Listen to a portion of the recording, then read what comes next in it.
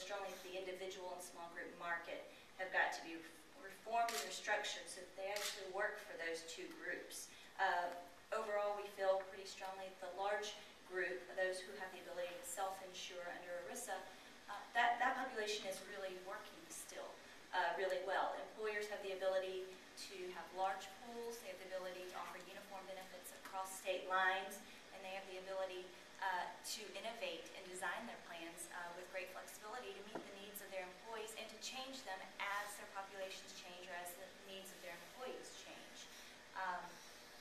We do feel that we've got to protect ERISA and build on that what works in the large group market so that the smaller and individual group markets can work better. Individuals, though, who are opting out of insurance coverage due to those escalating costs, we do feel should act responsibly. For that to happen, the individual and small group market must be reformed because we don't feel that you can mandate coverage for these individuals until they have somewhere to go, until those individual small group markets are reformed and working. Currently, employers, as Scott mentioned, do offer health insurance as a voluntary benefit. Those who are offering doing so because they can afford to do so. Every employer wants to provide good benefits for their employees. Some of them, unfortunately, cannot afford to do so, especially small businesses who are at the mercy of state regulation and state mandates. As you've mentioned, those states that have really strong community rating have driven up the cost exorbitantly, especially for those young and healthy workers who are paying the same as those who are nearly uninsurable in many cases. And that's driving those younger, healthier folks out of the market, and that's certainly something that we want insurance reform to address. That being said, employers want to keep that ability to offer uniform benefits through ERISA. In fact, all the innovation you've seen in the last 20 years really has come about because of ERISA. Wellness programs, disease management, coordinated care, bundling of payments, pay-for-performance demos, electronic prescribing demos, all of those have been driven by large employers who have the ability and the negotiating power to work with their local, where they have large groups of employees, work with the hospital systems, and really to create, making sure where those things work.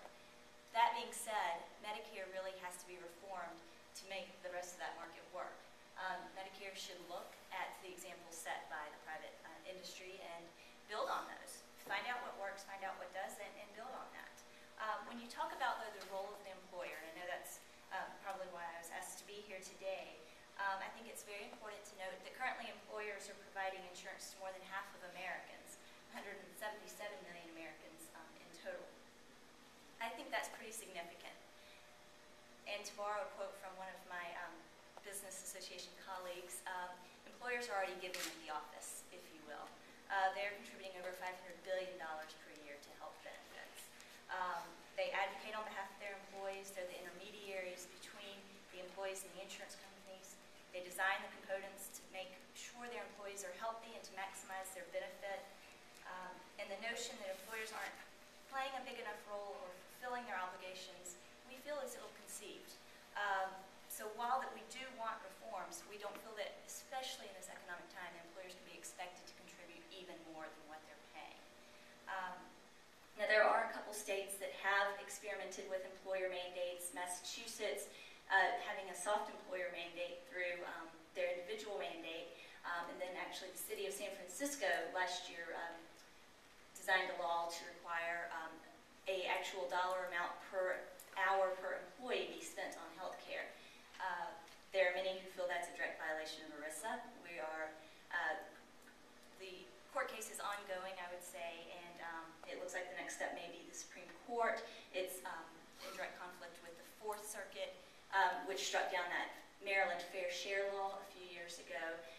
So it's going to be a very interesting time to look at that ERISA law and see how that plays out in the next few months. I'm going to stop there because a lot of the things I was also going to say were already covered by Devin and Scott. So thank you again for being here.